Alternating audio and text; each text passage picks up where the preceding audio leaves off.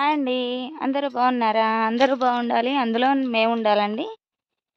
ఈరోజైతే మేమైతే ఇక్కడ నీళ్లు పట్టామండి. మొత్తం తవటం పెట్టేసి ఇక్కడైతే సాంబార్ మెంతి వేయాలని అనుకుంటున్నాము.